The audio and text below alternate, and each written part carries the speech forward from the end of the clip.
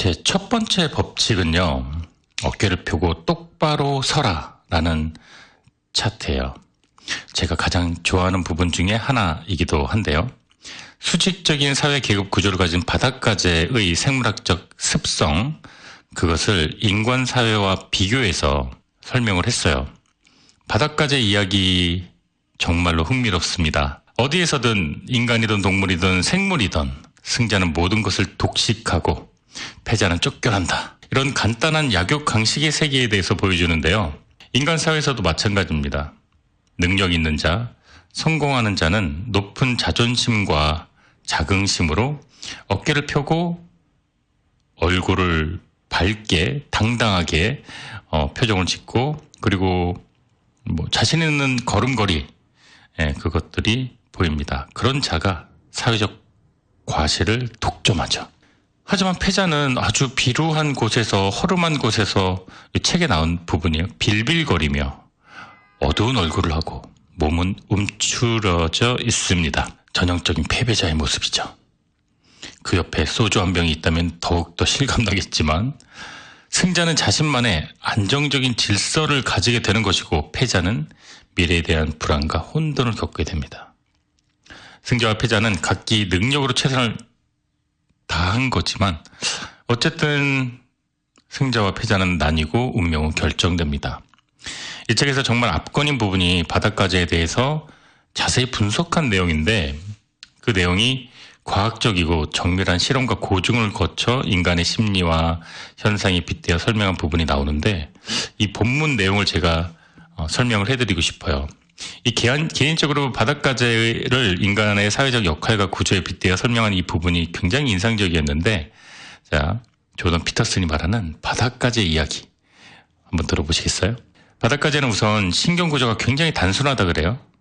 그 신경세포인 뉴런이 굉장히 커서 신경계를 쉽게 관찰할 수 있다 그럽니다. 그래서 이런 특징 때문에 과학자들은 신경회로를 정확하게 그려낼 수 있고, 그 결과 인간을 포함해서 더 복잡한 동물들의 뇌와 행동, 구조 기능을 파악하는 데 도움이 되었다는데요. 특히 이 바닷가재는 바다 아주 깊숙한 곳에서 살아가는데, 이 바닷가재 역시 한 곳에 얘네들이 모이면은 서로 간의 서열을 정하는 의식을 관찰할 수 있다 그래요. 이 바닷가재들은 새로운 지역에 도착하면 먼저 주변을 탐색하고, 또 지형을 파악하고, 또 자신이 대피할 만한 은거지를 찾아내는 과정을 모든 바닷가재가 밟는다 그래요. 바닷가재에게 천적, 그리고 자연의 위협, 이런 것으로부터 안전하게 휴식 취할 수 있는 은신처가 필요하고, 또 이들은 성장을 위해 탈피라 그러죠. 일반 곤충은 이제 바닷가재는 갑옷을 입고 있기 때문에 탈각 과정을 거치는데, 그러니까 단단한 기존 껍데기를 벗고 새로운 껍데기가 만들어지는 과정을 거쳐야 되는데, 이때 이들의 부드러운 몸을, 속살이 아주 부드럽잖아요. 어떤 확실한 은신처가 필요합니다. 새로운 껍데기가 만들어질 때까지 아늑하게 있을 보금자리가 필요하다고 하는데요. 그래서 좋은 은신처를 찾아 탐험하는 바닷가재들은 결국 서로 마주치게 되고, 이때 이들 사이엔 긴장이 흐르면서 영역 다툼을 위한 방어와 공격이 이어지게 된다고 합니다. 바닷가재는 권투 선수처럼 서로 삥삥 돌면서 집게발을 크게 들고 흔들면서 서로의 동태를 파악하고, 눈 밑에 분출 기관을 통해서 상대방에게 특별한 액체를 뿌린다 그러는데요. 그 액체 속에는 상대방에게 나의 감정과 나의 능력치와 이런 모든 정보를 알리는 화학 물질이 들어있다 그래요. 그래서 이 싸움은 공격, 방어, 응징 이런 과정을 겪게 되는데 굉장히 긴 시간 반복된다 그래요. 그 집게, 그게 성공률이 많이 적다 그래요. 집게를 허공에서 계속 이렇게 동영상을 봤는데, 상대방에 이렇게 타격을 주지 못하고 그냥 허공에 막 이렇게 집게를 하더라고요. 자, 그래서 이 싸움에서 패배한 바닷가재는 어떤 몸에 살짝 데미지를 입고 어떤 기세에 눌린 이 바닷가재는 정말 맹렬히 하루 종일 24시간 싸우다가 어느 순간 딱 싸움을 멈춘다 그래요. 싸우는 동안 보였던 패기, 자신만만함, 커다란 덩치, 기세 등등한 어떤 집게의 집게질, 다 완전히 잃어버린다 그래요. 패배한 바닷가재의 뇌 구조는 완전히 해체돼서 약자에 적합한 새로운 뇌가 만들어진다고 하는데요. 완전히 찌질한 모드에 바로 전날 있었던 용맹스러운 전사에서 찌질한 모드의 어떤 홈리스 같은 그런 뇌 구조로 변화된다 그럽니다. 반면에 이때 승리한 바닷가재는 세로토닌 수치가 높고 옥토파민이라는 화학 물질의 수치가 낮아진다 그래요. 그래서 실제 이 세로토닌은 바닷가재의 몸을 유연하게 만들고 또 반대로 옥토파민 수치가 높은 패배한 바닷가재는 이렇게 되게 후줄근하고 무기력하고 이렇게 웅크려든다 그러죠. 그래서 황급하게 뒤로 물러선다 그럽니다. 그리고 그 꼬리의 반응도 활기차게 막 좌우로 휘젓던 꼬리가 움직임이 굉장히 정적으로 바뀐다 그러네요. 이렇게 바닷가재 사이에서 한번 승리한 바닷가재가 다시 승리할 가능성이 굉장히 높아진다 그럽니다. 한번 이긴 사람은 그 이긴 자신감으로 더 큰 싸움에서 이길 가능성을 부여받고 한번 진 사람은 움츠러들기 때문에 다음 싸움에서 패배할 확률이 또 높아진다 그러죠. 근데 다음 싸움을 거의 못한다 그래요. 한 번의 패배로 완전히 자신감을 잃었기 때문이죠. 인간 사회에서도 마찬가지로 상위 1%의 자산 총액이 하위 50%의 자산 총액과 맞먹습니다. 상위 85명의 부자가 하위 35억 명의 재산을 모두 합한 액수만큼 가지고 있다고도 하죠. 100명도 이 지구상에 100명도 안 되는 부자가 이 지구상에 35억 명의 재산보다 많은 액수를 가지고 있다는 거죠. 자, 암컷 바닷가재는 산란과 양육이라는 과정을 거치면서 마찬가지로 영역 다툼을 하는데요. 암컷 바닷가재에게 가장 중요한 미션은요, 가장 강한 수컷을 찾는 것이라고 합니다. 암컷 바닷가재는 우두머리 수컷을 한 번에 알아보고 본능적으로 그 수컷에게 구애 작전을 펼치는데요. 이 인간 사회도 마찬가지죠. 이 암컷 바닷가재가 최고의 수컷을 찾기 위해서는 암컷 자체가 최고의 능력치가 있어야 되겠죠. 암컷이 수컷을 차지하기 위해서는 강압적인 방법이 아닌 유혹을 무기로 삼는데요.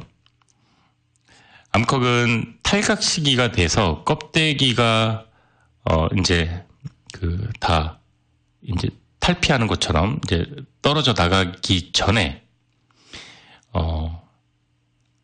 강한 수컷을 찾고요. 그 무렵이 이제 인간에게는 어떤 결혼 종령기라고 볼 수 있겠죠. 짝짓기에 관심을 둔다고 합니다. 왜냐면은 암컷이 탈각을 하게 되면 껍데기가 부드러워져서 내 몸 밖으로 나가고 이제 속살만 남게 되기 때문에 천적이나 자연재해의 위험에 노출되기 십상이죠. 딱딱한 갑옷에 둘러싸였던 몸이 그 갑옷이 내 몸을 떨어져 나갔을 때 그때 가장 위험한 시기이기도 하죠. 그렇기 때문에 암컷은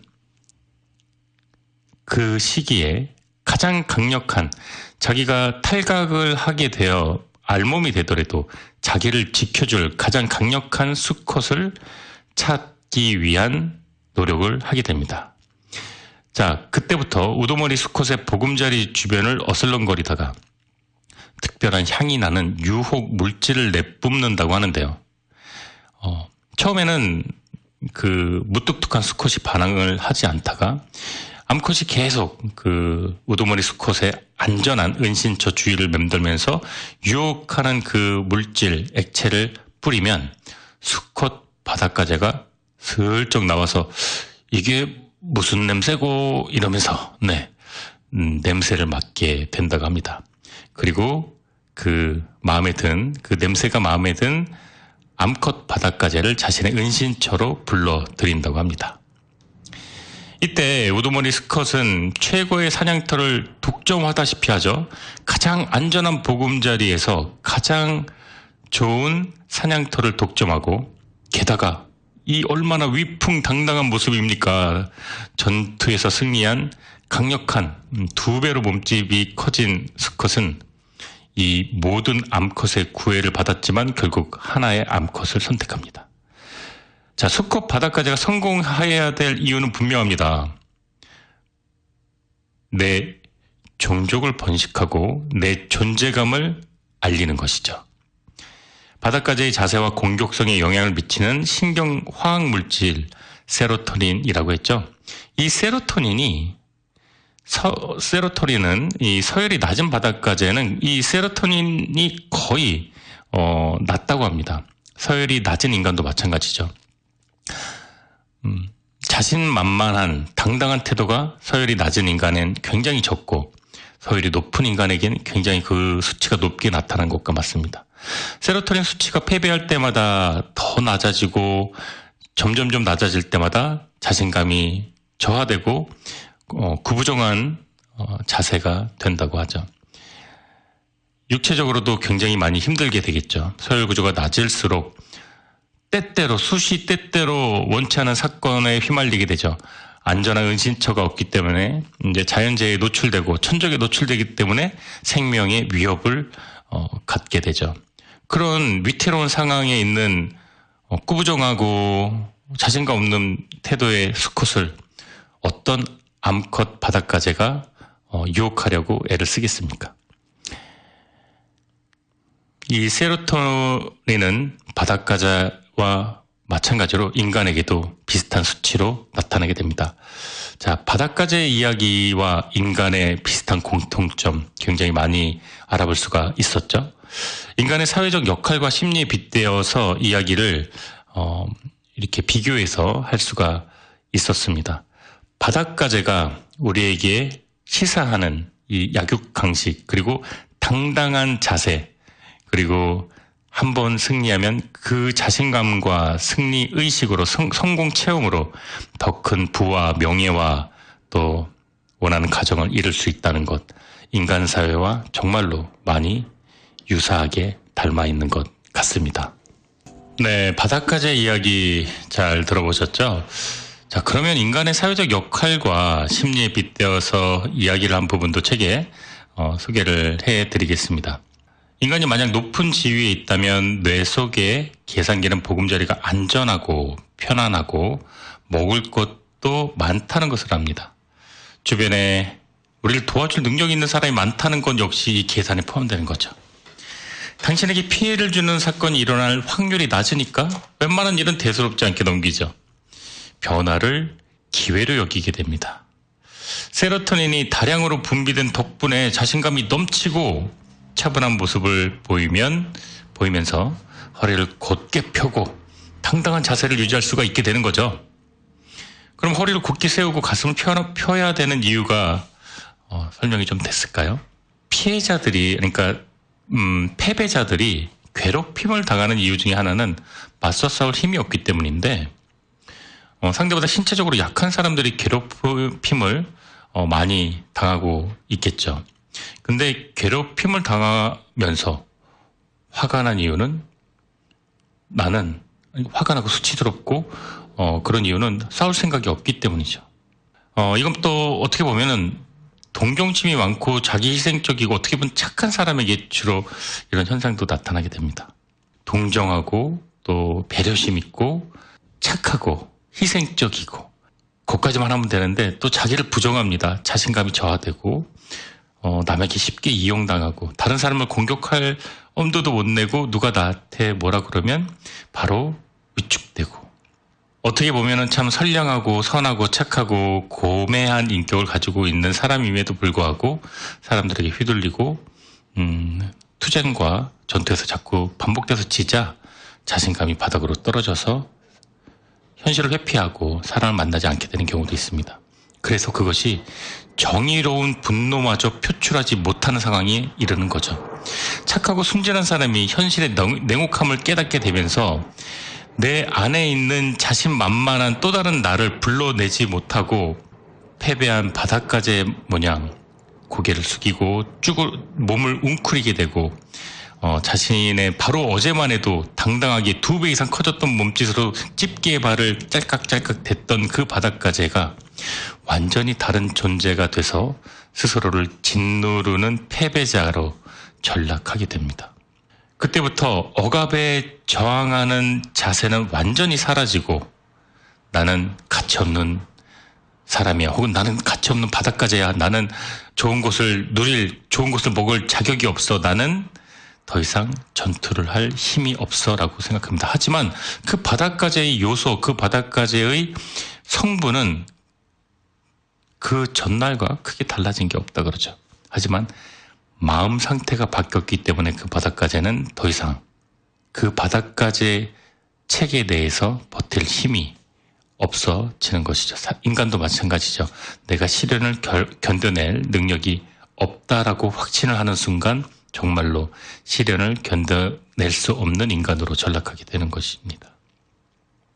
이 단순한 바닷가재 이야기 하나로 인간관계의 많은 것들의 유사함을 밝혀낸 조던 피터슨 교수는 바닷가재의 당당함을 배우라는 메시지를 주는 게 아니라 포기해도 포기하지 말아라. 포기해도 다시 일어서라. 포기해도 움츠리지 말아라. 포기해도 나는 원래 그런 사람이라는 생각을 하지 말아라. 라는 메시지를 주고 있는 것입니다. 그래서 저자는 말합니다. 자세부터 반듯하게 잡아야 한다. 구부정하고 웅크린 자세를 버려야 한다. 내가 생각하는 바를 거침없이 말하고 바라는 것이 있다면 그것을 말하고 권리를 가진 사람으로서 요구를 해야 한다. 다른 사람이 권리를 가진 만큼 나에게도 권리가 있고 그리고 그것을 표출하기 위해서는 허리를 펴고 정면을 보고 걸어라 라고 이야기를 합니다. 저자는 이렇게까지 이야기를 해요. 좀 건방지고 위험한 인물처럼 보여도 괜찮다. 사람들은 그것을 나를 압도하는 힘이라 느끼고 존경을 표할 것이다 라고 말합니다. 그렇게 되면 세로토닌이 신경회로를 타고 충분히 흐르고 그러면 비록 패배했어도 두려움이 사라지고 그 다음 전투에서 이길 확률이 높아진다고 얘기합니다. 갑자기 누군가가 떠오르네요. 전직 대통령 어깨를 펴고 허리를 쭉 펴고 정면을 보고 걸으면서 조금 건방지고 위험한 인물로 보였고 실제로는 조금이 아니라 많이일 수도 있지만 근데 그 사람이 대통령이 되었죠. 자, 자신의 약점과 강점을 그대로 받아들이고 더 나은 사람이 되기 위해 좁고 험한 길이라도 마다하지 않는 것. 바닷가재는 본능에 의해 패배한 바닷가재는 평생을 패배자로 살지만 인간은 충분히 다시 일어설 수가 있습니다. 12가지 인생의 법칙, 이 책의 부제는 혼돈의 해독제라고 나와 있어요. 해독제란 우리 삶을 똑바로 바라보는 것에서부터 시작하죠. 나는 어떤 사람인가? 나에게 왜 이런 일이 일어났을까? 난 지금까지 어떤 부분을 잘못했고 어떤 부분을 고칠 수 있을까? 내가 이 문제 해결하기 위해서는 무엇부터 시작해야 될까? 먼저 우리에게 직면한 이 혼돈을 거부해선 안 된다고 저자는 말합니다. 이 문제를 받아들여야 한다. 이 문제를 회피하면 안 된다. 회피하면 문제는 커진다. 그리고 문제가 커질 때 이걸 해결하기 위한 노력은 배가 된다. 때문에 우리는 직면하는 혼돈을 받아들이고 동시에 간결하게 정리해야 한다. 정확히 무엇이 잘못되었는지, 내가 원하는 게 무엇인지, 어떻게 하면 이 문제를 해결할 수 있는지 정리한 내용을 솔직하게 말로 표현하고 털어놓고 우리는 우리 삶을 간단하고 명확하게 털어낼 수 있는데 이 책의 본문 내용을 제가 소개를 그대로 낭독을 해드리겠습니다. 우리는 몸뚱이로만 이루어진 존재가 아니라 정신적 존재이기도 하다. 몸을 똑바로 하라는 말에는 정신 역시 똑바로 하라는 요구가 들어있다. 똑바로 선다는 건 존재의 부담을 자진해서 받아들인다는 뜻이다. 우리의 삶의 요구에 자발적으로 응답하면 신경계가 완전히 다른 식으로 반응한다. 예컨대 재앙 앞에서 얼어붙지 않고 적극적으로 도전하게 되는 것이다. 이렇게 저자는 어깨를 펴고 똑바로 서라는 그 메시지와 함께 이 신경계가 완전히 다른 사람으로 반응한다며 바닷가재의 예를 들었습니다. 타인을 돕는 것처럼 본인을 소중히 여기는 행위라는 챕터에서는요, 자기 자신의 자존감과 자신감을 충족시키는 게 얼마나 중요한지에 대해서 이야기를 하고 있습니다. 우리는 보면 다른 사람이 성공했다면 막 엄청나게 축하를 해주죠. 다른 사람의 생일이라면 또 축하해죠. 아직까지도 한국에서는 돌잔치를 합니다. 하지만 나의 성과, 나의 생일, 나의 기념일, 나의 어떤 중요한 이벤트 이런 것에는 인색하기 짝이 없습니다. 심지어 자기 상사 부부의 결혼기념일은 기억하면서 자기 자녀가 몇 학년 몇 반인지는 모르는 아버지들도 많이 있습니다. 혼돈과 마주친 상태에서는 문제 해결에 큰 도움이 되지 못합니다. 우리는 우리를 도와줘야 할 사람을 도와주는 것처럼 대해야 한다고 저자는 말합니다. 곧 다시 정리하자면 스스로를 사랑해야 된다. 내가 내 자신을 사랑한다는 것은 어깨를 펴고 똑바로 서는 행위 챕터 1과 법칙 1과 연장선상에 있습니다. 나를 사랑하는 것, 어깨를 똑바로 펴라는 것, 삶의 욕구를, 나의 존재를, 그리고 나의 책무와 부담을 받아들이라는 행위죠. 나를 인정하고 나의 존재를 인정하고 나를 사랑하고 나를 떠받치는 것, 그것이 내가 무엇을 하든 든든한 지원군이 될 것이라고 말이죠. 어깨를 펴고 똑바로 서고 스스로를 타인을 돕는 것처럼 도우라. 이것은 하나로 연결될 수가 있게 되는 것이죠. 당신을 다른 사람과 비교하지 말고 어제의 당신하고만 비교하라. 이게 법칙 3번째인데요. 우리 삶의 주체는 나이어야만 하지 너에게 두면 안 된다라고 말을 합니다. 그리고 비교행위의 열등감은 어제의 나와 비교를 해야지 이미 100일 전, 1년 전, 3년 전부터 출발해서 열심히 뛰고 있는 누군가와 비교하면 안 된다라고 얘기합니다. 오직 당신 스스로에게 집중해야만 하고 우리 삶이 더 나아지는 것에 집중해야만 한다는 것입니다. 그러기 위해서 먼저 아주 작은 목표를 세우는 것부터 시작을 하고 처음부터 거창한 목표를 세우면 아무것도 하지 못하죠. 본문 내용 소개해 드리겠습니다. 우리는 하루 동안 500번의 사소한 결정을 하고 그걸 행동으로 옮긴다. 500번의 결정과 행동이 모여 오늘을 만들고 내일도 모레도 다음 주도 다음 달도 그렇게 만들어진다. 그런 결정과 행동 중에 한두 개만이라도 좀 더 나은 걸 선택할 수는 없을까? 더 나은 결과를 목표로 삼을 수는 없을까? 좋고 나쁨에 대한 판단은 전적으로 나에게 달려있다. 내일의 내가 어제의 나보다 조금이라도 나아진 면이 있다면 그건 성공이다. 남을 의식할 필요는 없다. 오로지 나만의 기준으로 판단하면 된다. 오늘 어떤 선택을 해야 내일 좀 더 나은 내가 될 수 있을지 그 답은 나만이 알고 있다. 그리고 집중하라. 오늘 하루에 집중하라. 작은 목표를 실천하고 지키기 위해 집중하라. 이 부분은 몇 번을 강조해도 지나치지 않는 것 같아요. 오직 다른 사람과 비교하지 말고 어제의 나와 비교하고 작은 목표에 집중하라. 이렇게 저자는 끊임없이 강조를 하고 있습니다. 세상을 탓하지 말고 오직 본인 인생을 더 나아질 수 있는 곳에만 집중하라는 것인데요. 우리가 지금까지 부족했던 것, 소홀했던 것, 그런 행동을 과감하게 중단하고 힘을 낼 수 있는 행위에만 집중하라는 뜻이겠죠. 본문 내용 낭독해드리겠습니다. 당신은 자신에게 주어진 기회를 100% 활용해 왔는가? 직장에서 전력을 다해 일하고 있는가? 혹시 분노와 원망이 사로잡혀 맥없이 하루를 보내고 있지는 않은가? 자본주의나 정치권을 탓하지 말라. 당신의 적들을 욕하지 마라. 체제를 손봐야 된다고 말하기 전에 당신을 손보아라. 겸손한 마음을 가져라. 가정도 평화롭게 꾸리지 못하면서 어떻게 당신은 세상을 논하는가? 우리 이런 얘기 참 많이 합니다. 세상이 엉망이야. 이 정치는 정치인 믿을 게 없어. 사회 시스템이 왜 이러는 거야? 이거 치안이 왜 이래? 질서가 왜 이래? 이 나라가 왜 이래? 이 나라가 날 위해 해준 게 뭐야? 막 이렇게 말을 하죠. 그런데 오늘 침대 정리는 하셨나요? 설거지는 하셨나요? 백큐문 돌리셨나요? 오늘 당신의 가정에서 최근에 언성을 높인 적은 없나요? 당신의 주변은 깨끗하게 정리가 되어 있나요?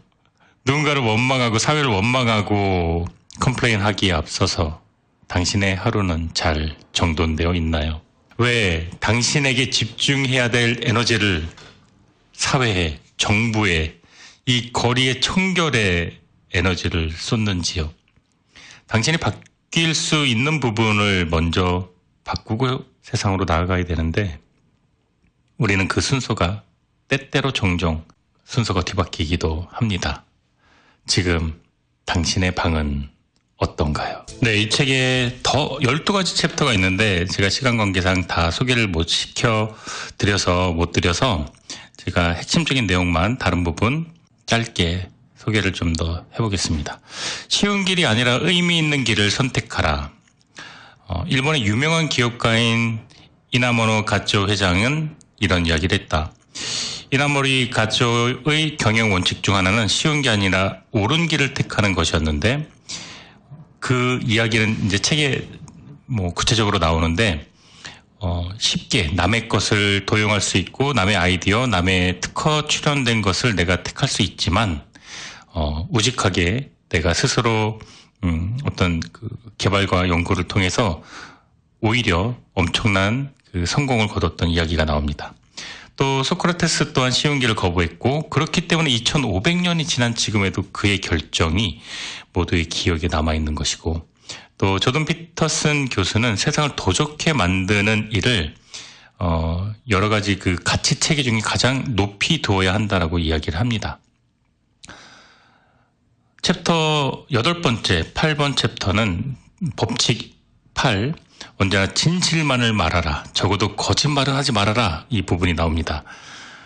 진실만을 얘기해야 되는 이유를 크게 3가지로 들고 있는데요. 첫째, 진실한 모습을 드러내지 않는다면 우리의 진짜 모습은 다른 사람뿐만 아니라 나 역시도 나의 진짜를 알 수가 없다. 둘째, 우리의 잠재력이 억눌리게 된다는 거죠. 진실을 말하지 않으면 거짓이니까 나의 잠재력은 이렇게 포텐이 터지지 않는 것이죠. 세 번째, 더 높은 꿈, 지위, 권력보다 인격적으로 성숙한 사람이 되어야 한다. 그리고 그것은 능력의 향상과 관계가 있다. 이렇게 얘기합니다. 9번째, 다른 사람이 말할 때는 당신이 꼭 알아야 할 것을 들려줄 사람이라고 생각하라. 이 부분이 나옵니다. 자, 이 부분은 우리의 의도를 말로 표현해야 알 수 있듯이 그리고 우리의 뜻을 내가 말할 때 다른 사람이 경청하지 않는다면 내가 실망하듯이 다른 사람이 그 사람의 뜻을 말할 때 내가 경청하는 태도를 지키지 않으면 그 사람도 나에게 똑같이 경청하지 않을 것이다라고 말을 합니다. 섣불리 판단하지 말고 상대방의 이야기를 빠짐없이 듣고 그 상대방의 이야기를 한번 요약해주고 그래서 당신은 이런 생각을 하는군요 라고 요약을 한 다음에 자신의 견해를 밝히면 상대방은 안정감을 느낀다고 합니다.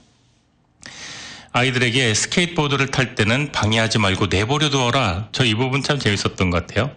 우리의 잘못 가감없이 따져본 후에도 우리가 부당한 대우를 받을 필요가 없다고 확신한다면 누군가 나를 이용하고 있는 게 분명하다면 이럴 때 우리 입장을 강력히 주장해야 한다. 누군가를 비판해야 될 때는 또 잘못된 행위에 대해 증거를 찾아 정당성을 입증해야만 한다. 그저 기분 때문에 나의 현재 상황 때문에 말투 때문에 뉘앙스 때문에 상대방을 절대로 비난해서는 안 된다. 이렇게 나옵니다. 그리고 아이들이 스케이트보드를 탈 때는 방해하지 말고 내버려 두어야 되는 이유. 스케이트보드 위험한데 그 위험한 것을 타지 말라고 하면 아이는 한밤중에 나가서 더 위험한 짓을 할 것이다. 네, 이렇게 이야기합니다. 마지막 챕터 12. 법칙 12. 길에서 고양이를 마주치면 쓰다듬어 주어라. 네. 제가 사실 이 책 구입하게 된 가장은 아니지만 하나의 계기가 됐던 것이 이 부분이었습니다. 고양이는 사랑이라고 그러죠. 고양이는 사랑이에요. 그러죠. 길에서 만난 대부분의 고양이는 그런데 우리에게 곁을 내주지는 않긴 하지만 고양이는 사랑입니다. 그러니까 그 마음을 지키라는 것이죠. 동물을 사랑하는 마음, 인간의 인류의 동포애. 길 가는 고양이를 만지라는 게 아니라 작은 고양이 미물마저 쓰다듬어 줄 만큼의 애정과 사랑을 간직하라라는 의미겠죠. 고양이를 저도 오랫동안 키우면서 느꼈던 거는 사람과 인간과 관계, 개와 고양이가 그렇게 다를 수 있나라고 생각했는데 나중에는 똑같은 것 같더라고요. 사랑을 주면 받고 그 친구들도 사랑을 주지만 표현 방법이 다른 것 같아요. 고양이는 새침하게 오라면 오지도 않고 가라면 가지도 않지만 오래 살다 보면 느낌으로 알 수 있죠. 어떤 태도, 누워있는 모습, 그 앞발과 뒷발의 각도만으로도 이 친구가 나를 사랑하는지 배고픈지 놀고 싶은지 알 수 있듯이 근데 강아지 개들은 다른 것 같아요. 직접적인 사랑을 갈구하고 사랑을 표현해 줘서 너무나 쉽게 감정을 주고받을 수 있는데 고양이와 교류하고 소통하려면 조금 그게 다른 것 같아요. 그래도 그 고양이라는 생물을 내가 이 지구에 태어나서 알고 떠난다는 게 얼마나 다행이고 위안이 되는지 모를 정도로 고양이의 사랑하는 마음이 큽니다. 근데 조던 피터슨 교수님이 길에서 고양이를 마주치면 쓰다듬어 주어라 이 대목을 인간으로서 이 세상을, 이 험난한 세상을 살아가는데 12가지 법칙을 요약을 했는데 마지막 12번째 법칙으로 이 챕터를 넣었다는 게 너무나 고맙고 또 인상적이어서 선정을 해봤습니다. 자, 지금까지 조던 피터슨 교수의 12가지 인생의 법칙 요약했습니다.